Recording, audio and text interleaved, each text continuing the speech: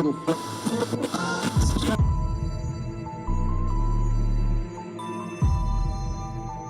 supervolcano, responsible for the biggest eruption in European history, is showing signs of life. Campi Flegrei, or Burning Fields, is a 7.5-mile-wide caldera formed 39,000 years ago when the ancient volcano erupted. According to a 2010 study, this set off a volcanic winter that ultimately killed off the Neanderthals. A recent study published in Nature Communications suggests this volcano is reawakening. The researchers say Campi Flegrei has been undergoing what they call an uplift since 2005 and could be nearing a critical pressure point that may potentially lead to another eruption. Now, the researchers stress that they can't say when or even if an eruption would occur, but their findings suggest a need for more active scientific monitoring. 7.6 magnitude earthquake hit the island of Chiloé, a famous tourist spot in Chile, on Christmas Day. Roads and bridges were damaged and electricity was cut off to more than 22,000 households, but fortunately, no casualties have been reported. Chilean authorities say some 4,000 people evacuated from their homes following a tsunami alert. The alert has since been lifted, but Chile's National Emergency Services chief is still suggesting people keep a close watch on things and move to higher ground if they can. Chile has been hit by several earthquakes in the past as it sits on the so-called Pacific Ring of Fire. More than 500 people died in 2010 after an 8.8 magnitude quake jolted the South American country. As Korea battles its worst ever outbreak of avian influenza at poultry farms across the country, the quarantine authorities have culled more than 26 million birds in just 40 days.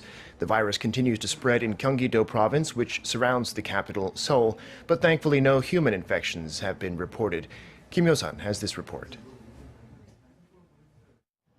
According to the Ministry of Agriculture, Food and Rural Affairs, Korea has culled over 26 million chickens and ducks as of Monday at midnight, as it contends with the worst outbreak ever of the highly pathogenic avian influenza virus.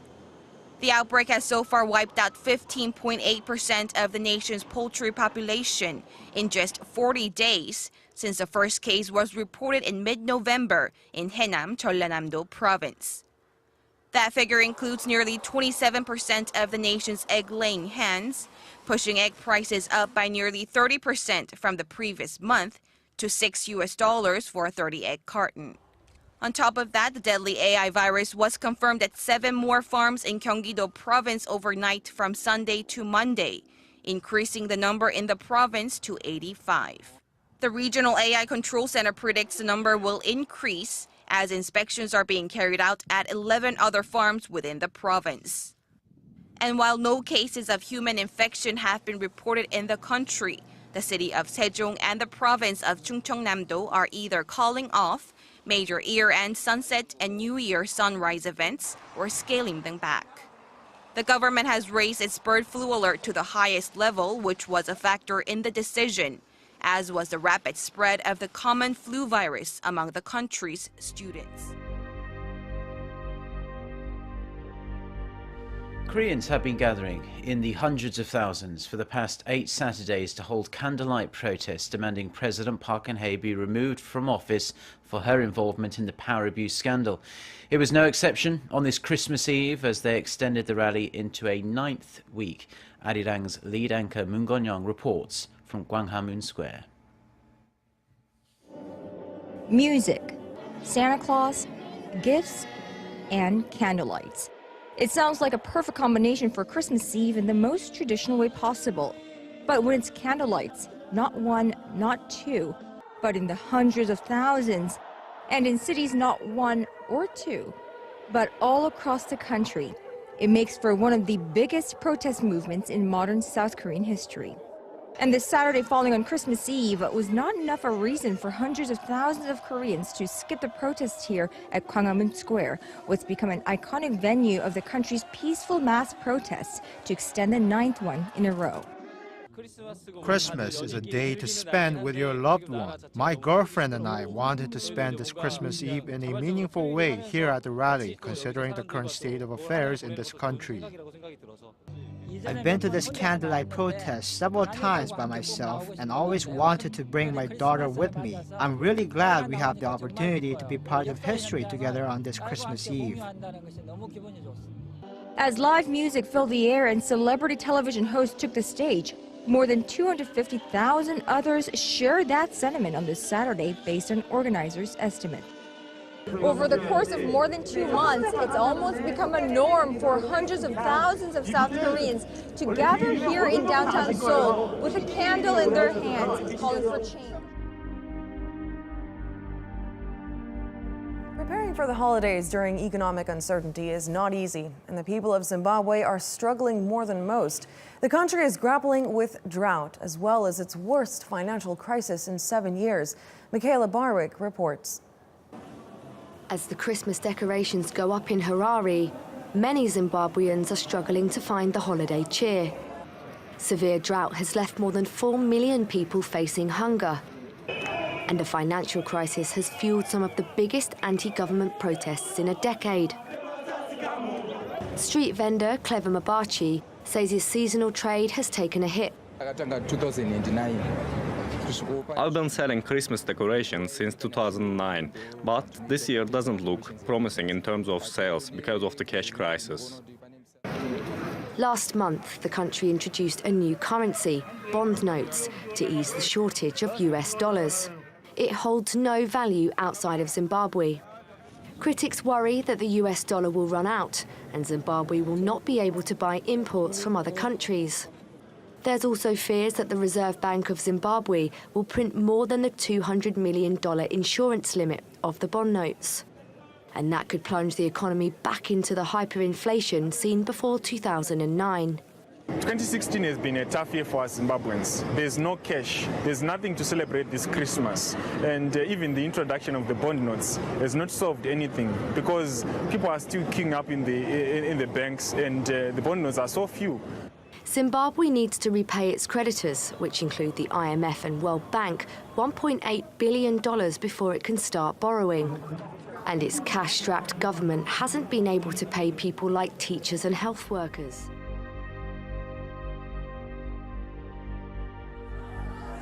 Tension is running high in Indian-controlled Kashmir over government's decision to issue nativity certificates for West Pakistan refugees who have said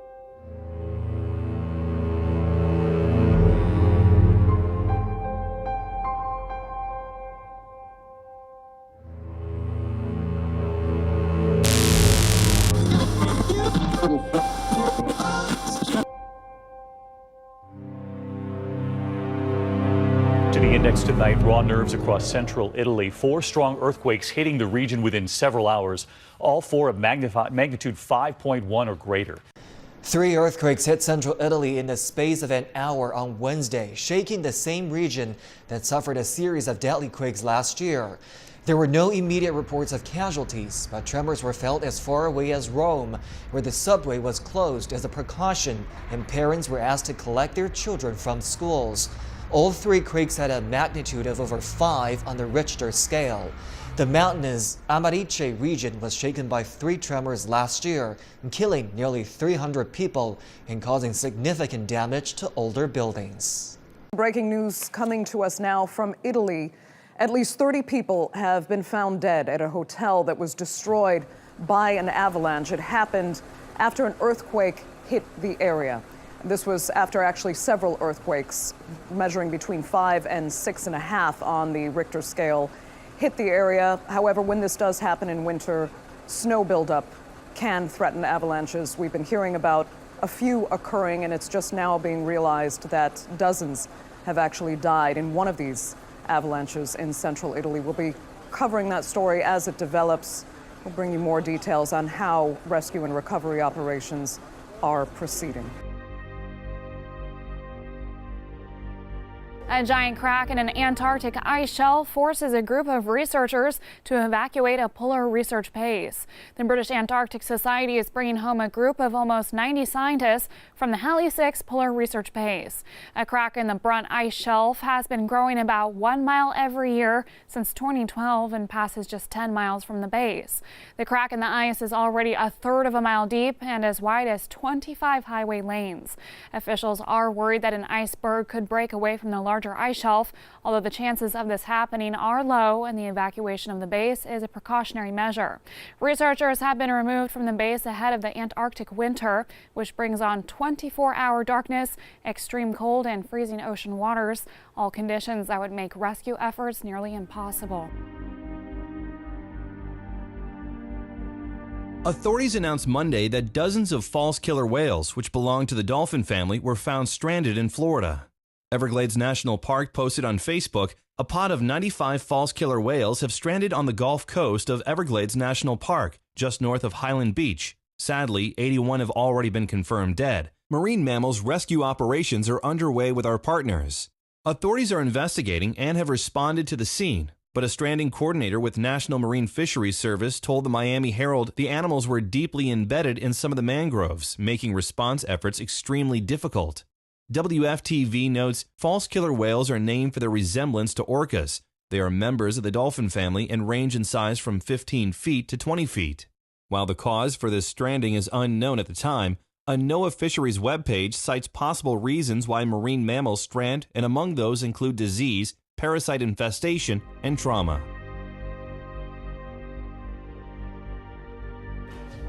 Korea's southern Jeju Island has confirmed its first case of avian influenza since the worst bird flu outbreak to hit the country broke out about 2 months ago.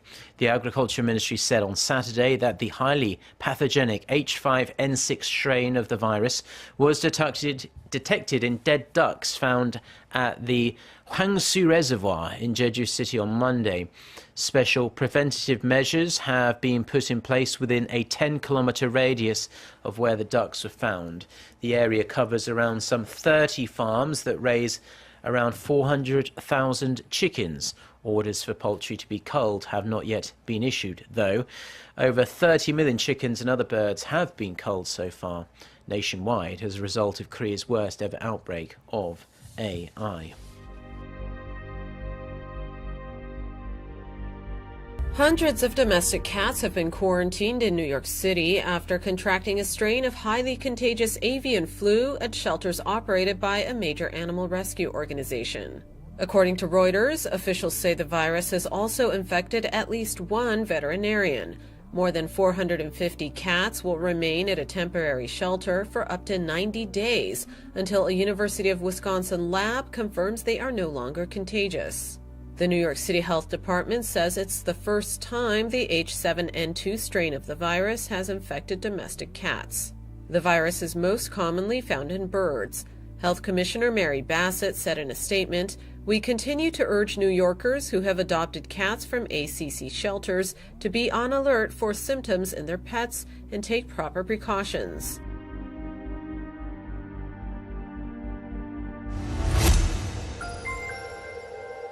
A baby comes into this world unlike any other baby has before. For the first time, doctors in Ukraine used a new type of three-parent IVF technique so that a previously infertile couple could have a child. To clarify, this isn't the first child born with DNA of three parents, but she was the first to be conceived using a technique called pronuclear transfer. In this instance, doctors in Kiev combined the father's sperm with the mother's egg and then placed those genes into an egg that was donated by another woman. Then they implanted that egg in the mother's womb, and on January 5th, she gave birth naturally to a baby girl. The baby has her parents' genetic identity with a trace amount of